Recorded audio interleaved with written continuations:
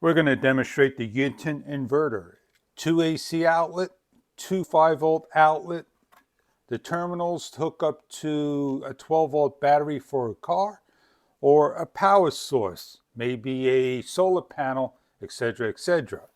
You get alligator clips and you get the outlet to plug into a cigarette lighter.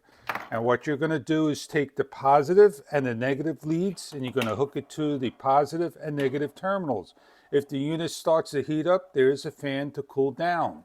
Again, you have 2 110 outlets, 2 5-volt outlets, an on and off switch, a red and a green indicator. Also on the 12-volt socket here, there'll be a red indicator as well.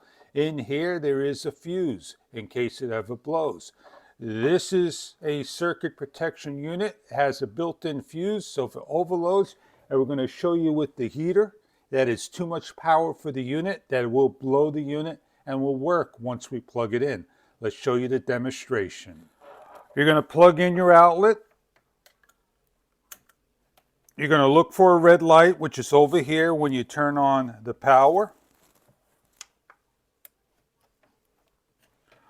On the front of the unit is the on, which is green. Off, there's no color.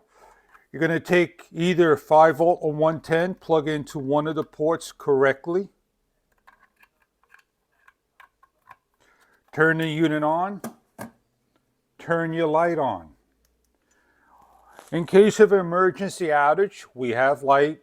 If you have a refrigerator that doesn't overload the unit, you can run the refrigerator as long as your battery source will allow you. This is 110 volts. We plug it into one of the areas. It turns on.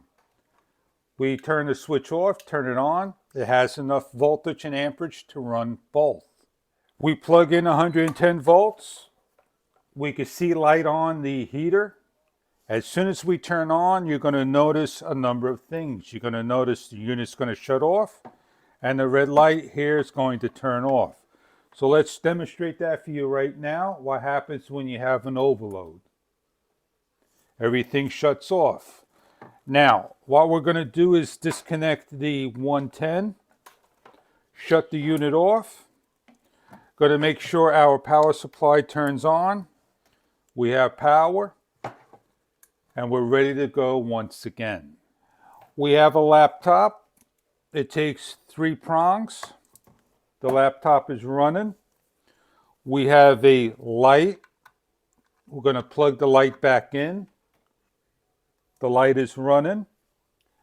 We're going to take the other light, plug it in, turn it on, and we are 100% running with 3 things. The laptop is over here. Do apologize if I cannot turn it around, but we are under the correct voltage, under 400 watts to run everything at one time. I hope this product, the 400 watt power inverter, can help you out in running, charging, emergency, anywhere that you need to have power that you don't have AC. DC will give you AC power, an AC-DC converter. I hope you enjoy your product.